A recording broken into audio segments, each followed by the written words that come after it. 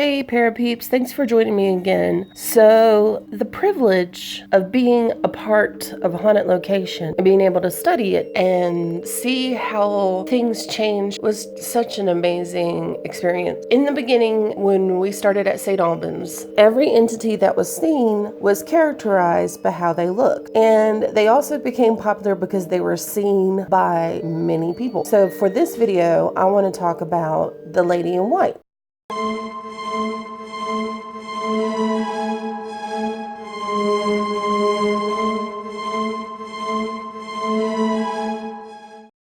She was seen by many people and described as a woman in a white outfit, white dress, and she became a well-known entity in the beginning when we started at St. Albans for the first couple of years. I really didn't think about it at first. I kind of took it at face value because everybody was seeing this lady, but then I started thinking, so many places have a lady in white or a white lady. It's a well-known occurrence. So I started thinking about it and preparing for this video, and I dug deeper, and there is a lady in white in other haunted locations in America, other well-known asylums that people also investigate. The phenomena of the lady in white spans across the globe. Different countries have their own lady in white story. In fact, some of the research I've done, they started off by saying, if you live in a town, your town probably has a lady in white story. And the white lady, she's rather famous these days. We can see the likes of her in movies like The Grudge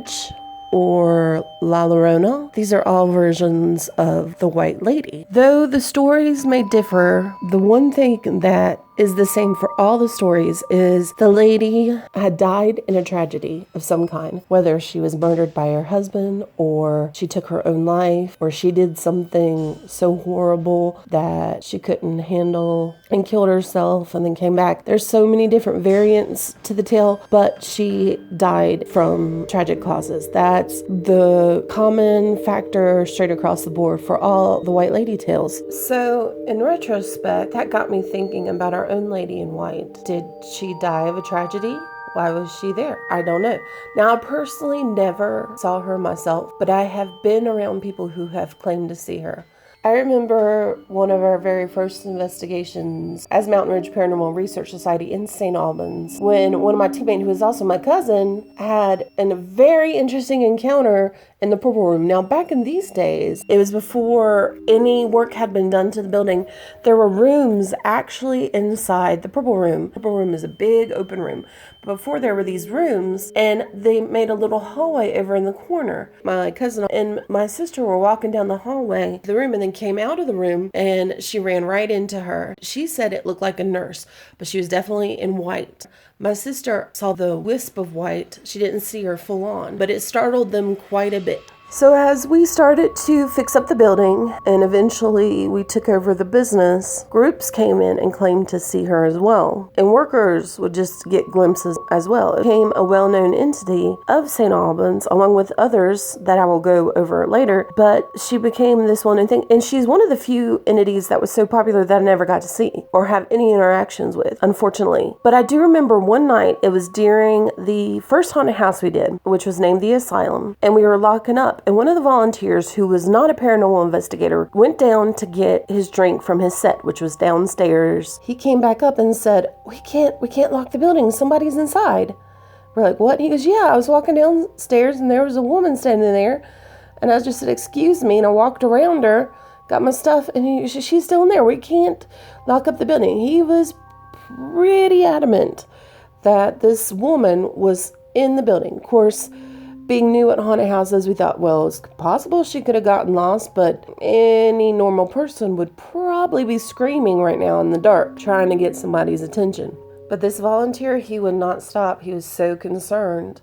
So, of course, we decided we would have to go through and clear the building out.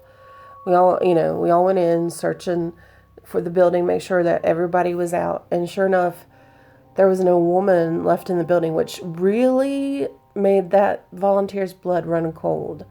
I think it was the first time he really was like, oh no, this stuff is really happening. And I guess you don't think it can happen to you or just something that simple, but it really just flipped him out, thinking people were in the building and then having to go search it. Such a normal occurrence.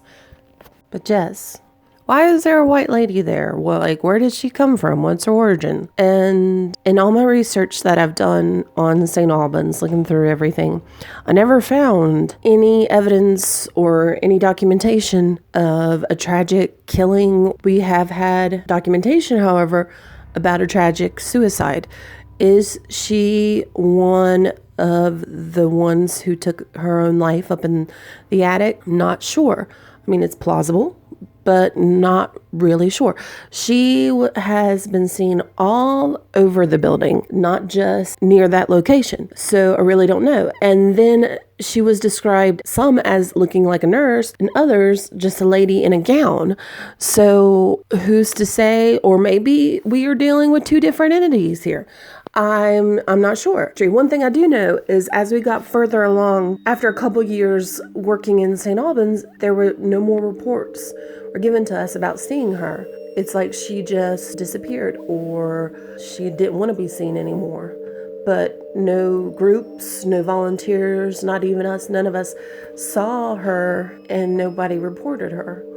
I do have some pictures. The first one is down in the bowling alley. Pretty awesome place. People love going here to investigate. Here's a picture taken by a Mountain Ridge member. In the middle of the right lane, there is this wispy thing. Could this be the white lady?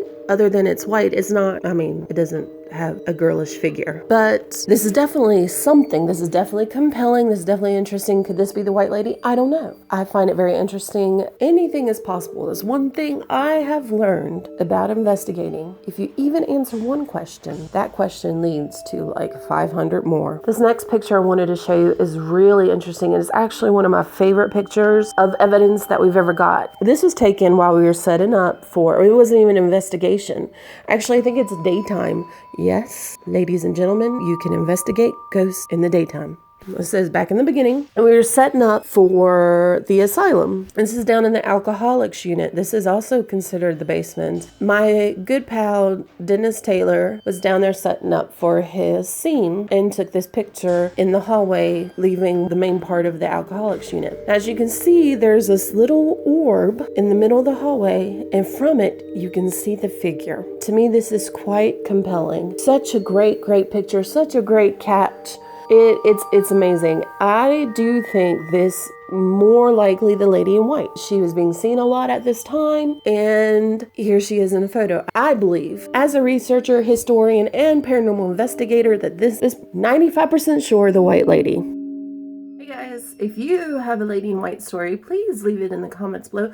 I'd really like to read about it, especially if you saw it in St. Albans. Now that would be really cool. Also, if you can, please hit that like button. Just tap it.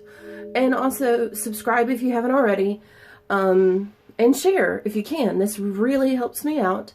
Thank you for watching. I hope you enjoyed it. I had really fun making this video.